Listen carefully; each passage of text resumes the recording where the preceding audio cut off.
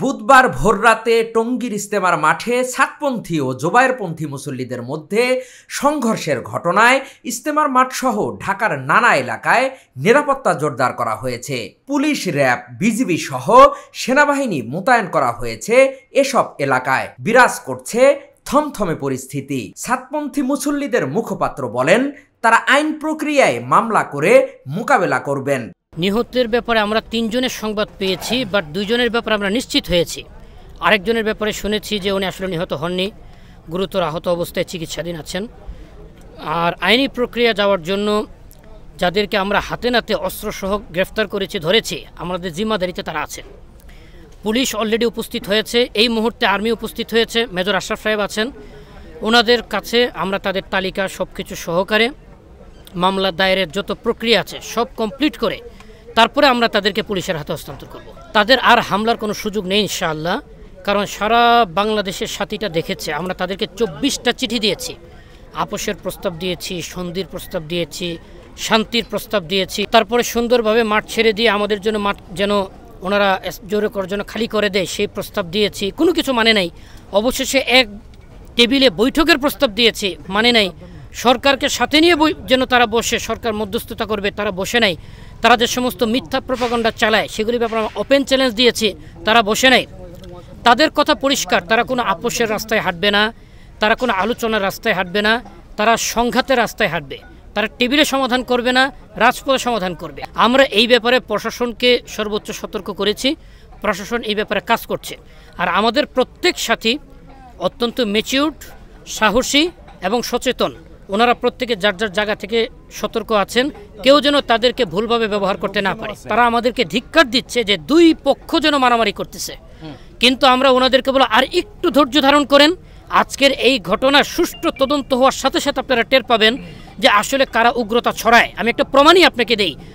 জনকণ্ঠ পত্রিকায় গত 15ই ডিসেম্বর একটা নিউজ চেপেছে। মামুনুল হক নামে তাদের এক ব্যক্তি এখানে উস্কানি দিয়ে বলছেন, টঙ্গী তুরাগ তীর আমরা রক্ত দিয়ে লাল করে দিব যদি টঙ্গী ইজতেমা ময়দানে আমরা প্রবেশ করি বা আমাদের জোর করার সুযোগ সরকার দেয়।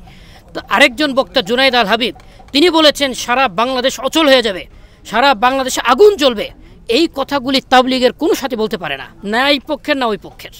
এই যে তৃতীয় পক্ষ আছে, এই তৃতীয় পক্ষকে আমরা সারা বাংলাদেশের সামনে এখন আইডেন্টিফাই করব। শক্ত মামলা হবে এদের ব্যাপারে। আমরা প্রশাসনকে ফৌজদারি মামলায় জড়ানোর জন্য যা করণীয় তার সবই করবো ইনশাআল্লাহ। সাতপন্থী আহত মুসল্লিরা জানান, জোবায়েরপন্থীরা পূর্ব পরিকল্পনা অনুযায়ী তাদের উপর হামলা করেছেন। আমরা রাত্রে 4টা বাজে আসছি এখানে, তো ওই যাদের যারা মারা গেছে শুনছি, তারা ওই 4টা অথবা আশেপাশে কিছু টাইমের আগে পরে আর কি তারা এই ঘটনা ঘটছে আর কি।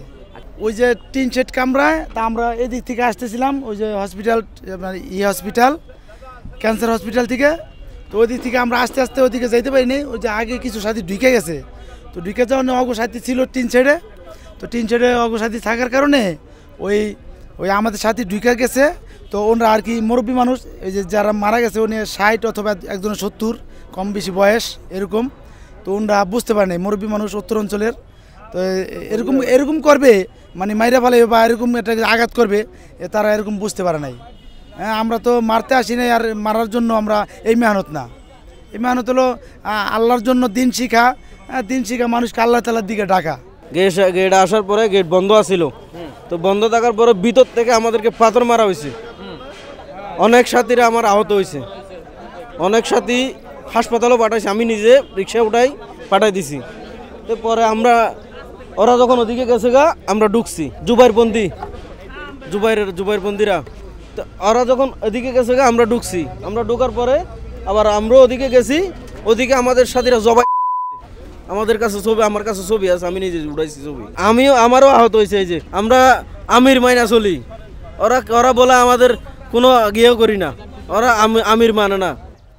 জীবন বাঁচানোর জন্যই মূলত হামলা মোকাবেলা করেছেন বলেই এমনটি জানান সাতপন্থীরা।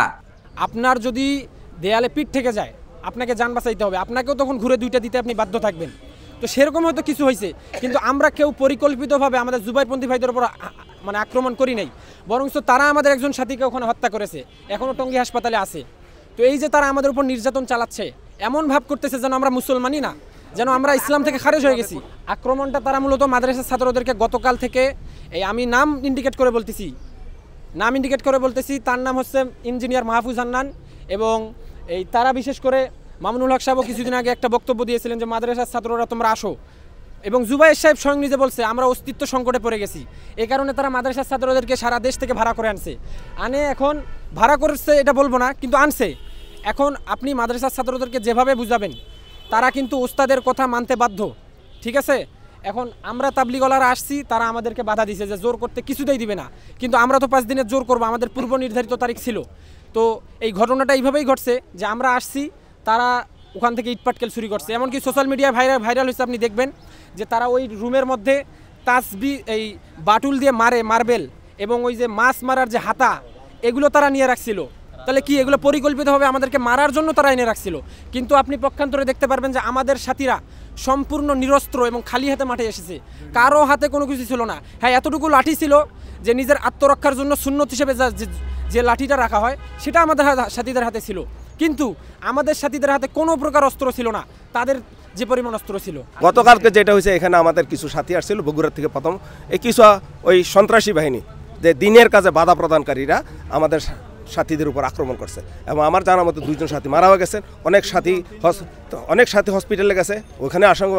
সবচেয়ে আশ্চর্য বিষয় হলো অনেক সাংবাদিক গেছিল হসপিটালে দেখা করার জন্য, ওই সন্ত্রাসী বাহিনী সাংবাদিকরা পর্যন্ত আক্রমণ করছে, এবং যেসব সাথী ইনজুর্ড হয়েছে তাদেরকে জোর করে বলতেছে বল তুই যুবপন্থী, নাইলে তোর অবস্থা আরও কাহিল করবো। কিন্তু সে কি মুখ দিয়ে জোরাজোরি করবে? জোরাজোরি করলে হবে হয়তো সাময়িকভাবে বলবে, পরবর্তী সেই সত্য কথা আজকেও কালকেও পরশু ডে আফটার টুমোরো এটা ইনশাল্লাহ প্রকাশ হয়ে যাবে, কারা সন্ত্রাসী বাহিনী, কারা দিনের দাওয়াত দেনেওয়ালা। আমরা তো সবরই করবো, আমরা সবসময় করে সবর করা, আমরা তো তার সাথে মারামারি করবো না, আমরা মারামারির পথ না, ওরা ভাইসা নিছে মারামারি, আমরা তো আল্লাহর মোতাবাজ্জিন রয়েছে, আমরা আমিরের কথা মাইনে চলবো, আমরা তো দাওয়াতের কাজ করছি, মারামারি করতে আসি না। বিশ্ব ইজতেমা নিয়ে আসে শান্তির বার্তা। সেই বিশ্ব ইজতেমায় যখন সংঘর্ষের ঘটনা ঘটে এবং সেখানে যখন আহত নিহত হয়, সেটি হয় দুঃখজনক। সাধারণ মুসল্লিরা মনে করেন এই বিশ্ব ইজতেমা হোক সবার জন্য একটি আদর্শ। টঙ্গী ইজতেমা থেকে হাকিম মাহি, ঢাকা জার্নাল।